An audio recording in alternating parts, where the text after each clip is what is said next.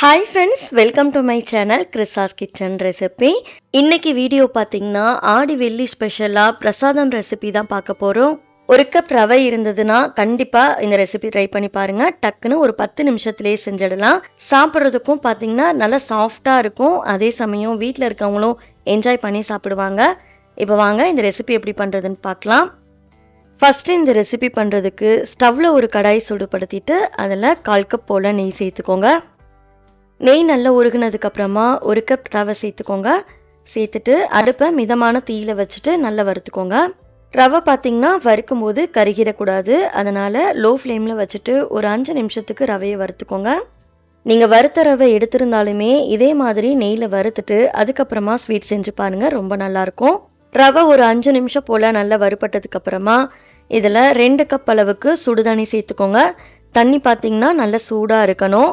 நம்ம சுடுதண்ணி சேர்த்துருக்கிறதால ரவை பார்த்திங்கன்னா நல்லா சாஃப்டாக வெந்து வந்துடும்.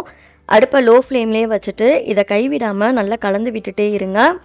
2லேருந்து 3 நிமிஷத்துலேயே பார்த்திங்கன்னா நம்ம சேர்த்துருந்த தண்ணி எல்லாத்தையும் ரவை இழுத்துடும். உங்களுக்கு பார்க்கும்போதே தெரியும் ரவையும் நல்லா சாஃப்டாக வெந்திருக்கும். ரவை வெந்ததுக்கப்புறமா அடுத்து இதில் 1 கப் அளவு பொடிச்ச வெல்லம் சேர்த்துக்கோங்க. சேர்த்துட்டு இதை நல்லா மிக்ஸ் பண்ணிக்கோங்க.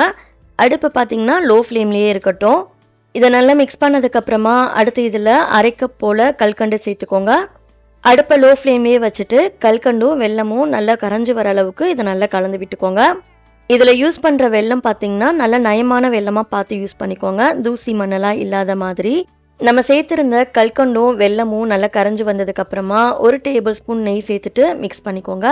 நம்ம கேசரி பண்ணுறோம் பாருங்கள், அதே ப்ராசஸ் தான். ஆனால் சாப்பிட்றதுக்கு கேசரி மாதிரி இருக்காது, டிஃப்ரெண்ட்டான டேஸ்ட்டில் ரொம்ப நல்லாயிருக்கும்.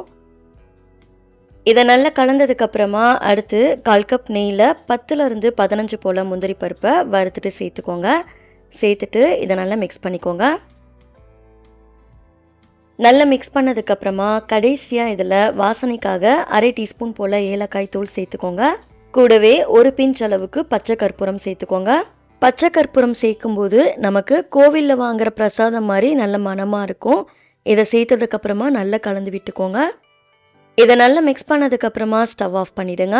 அவ்வளோதான், நம்மளோட ஸ்வீட் சூப்பராக ரெடி ஆகிடுச்சு. நீங்கள் வீட்டில் ஏதாவது சிம்பிளாக டக்குன்னு ஏதாவது பிரசாதம் ரெடி பண்ணணும் அப்படின்னா கண்டிப்பாக இதை ட்ரை பண்ணி பாருங்கள். ரொம்ப ரொம்ப நல்லாயிருக்கும். ட்ரை பண்ணி பார்த்துட்டு உங்களுக்கு எப்படி வந்ததுன்னு மறக்காமல் ஃபீட்பேக் ஷேர் பண்ணிக்கோங்க. நெக்ஸ்ட் ஒரு ரெசிபி வீடியோவில் பார்க்கலாம். தேங்க்ஸ் ஃபார் வாட்சிங். பபாய்.